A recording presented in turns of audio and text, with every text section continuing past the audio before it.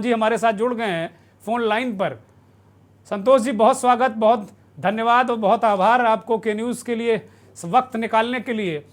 इस्तीफे की अचानक क्या वजह हो गई? ऐसा क्या सरकार के अंदर गड़बड़ चल रहा था कि आप असहज महसूस कर रहे थे?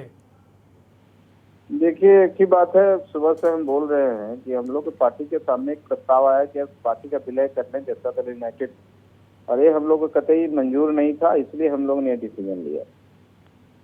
नहीं, इसके मतलब सिर्फ क्या कोई दबाव, कोई जोर जबरदस्ती था कि नहीं कर ही दो? भाई आप स्वतंत्र पार्टी हैं, आपको अधिकार है अपनी अलग पार्टी चलाने का, आप सरकार के साझीदार थे। तो नीतीश कुमार क्या कोई जोर जबरदस्ती टाइप कुछ कर रहे थे या कोई इस तरीके से राजनीतिक दबाव पड़ रहा था आप लोगों के ऊपर?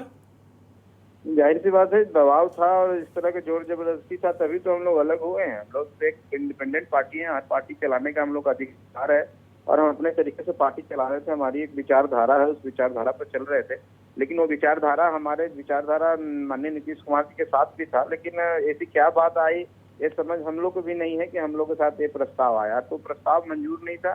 सब लोग हम लोगों ने मिल करके ये फैसला किया कि हम लोग अब आगे नहीं चल पाएंगे, हम लोग को अलग हो जाना चाहिए और पार्टी के हित के लिए, पार्टी के स्वास्थ्य के लिए अच्छा है। महागठबंधन से अलग हो गए हैं?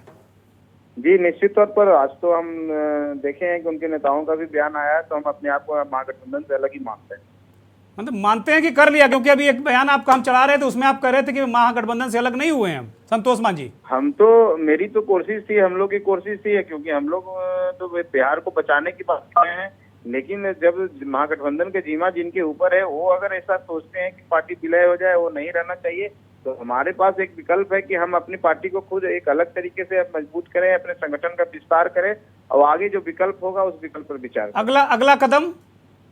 अगला कदम अभी हम लोग बैठेंगे, बातें करेंगे, सब मीटिंग करेंगे, लोगों का राय जानेंगे, संगठन की स्थिति देखेंगे, उसके बाद अगला कदम उसी हिसाब से होगा। ये कहा जा रहा है कि मांझी जी 13 अप्रैल को अमित शाह से मिले थे और कहीं ना कहीं कोई राजनीतिक बात हुई है क्या? बीजेपी की तरफ कहीं कुछ इशारा मिल रहा है क्या?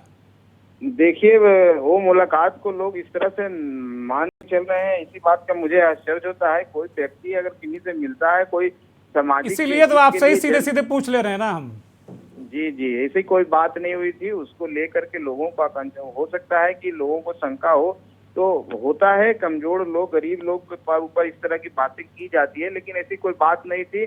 हम लोग जहाँ थे और जहाँ रहते हैं पूरे मुस्तैदी से रहते हैं। बीजेपी की विचारधारा से सहमत हैं क्या मांझी जी? जी, बीजेपी की विचारधारा से सहमत हैं? देखिए, ऐसी कोई बात नहीं है कि हम विचारधारा, महागठबंधन के विचारधारा नीतीश कुमार जी के विचारधारा के साथ हैं, तभी तो उनके साथ थे। लेकिन सवाल है कि नहीं, बीजेपी, हमारा सवाल है कि बीजेपी की विचारधारा से सहमत है कि नहीं सहमत है आप? मोदी जी अच्छा काम कर रहे हैं कि नहीं कर रहे हैं? हम तो आपको बोले हैं ना, अभी तो एक हम सिर्फ इतना ही बात बोल रहे हैं आपको कि अभी देश में एक चेहरा है, जो नॉन चेहरा, स्थापित चेहरा, स्टैब्लिश चेहरा, एक चेहरे की तलाश की जा रही है। तो आप यही सोच लीजिए, कोई चेहरा ही नहीं मिला विपक्ष को, तो इस चेहरे से लड़ाई करने के लिए कैसे हो? तो आप स्थापित चेहरे से प्रभावित हैं? अरे निश्चित तौर पर पूरा देश प्रभावित है, तभी तो उनको इतना सीट दिया, दुनिया प्रभावित है, इससे हम भी प्रभावित हैं, ऐसी बात नहीं है।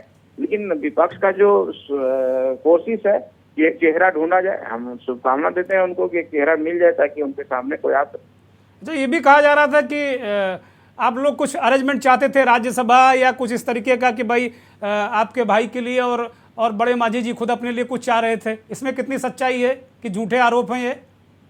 अब देखिए, बहुत तरह की बातें होंगी, इस तरह की बातें आएंगी, उस पर अब क्या हम लोग कह सकते हैं कि हम लोग चाह रहे थे। हमको जब 7 सीट मिला तो हम गरीबों को टिकट देने का काम किए, कार्यकर्ताओं को टिकट देने का काम किए, और अब है कि हम राज्यसभा मांग रहे थे, भाई के लिए मांग रहे थे, इसके लिए मांग रहे थे। अब इस तरह के तो बातें आएंगी ही। अब इस सब बातों को पर हम लोग ज्यादा ध्यान नहीं देते हैं। जब कुछ लोगों के पास कुछ कहने के लिए नहीं रहता तो ये सब बातें रहती। बहुत बहुत धन्यवाद, बहुत शुक्रिया और बहुत ढेर सारी शुभकामनाएं आपको आपके अगले राजनीतिक कदम के लिए। बहुत धन्यवाद संतोष मांझी जी।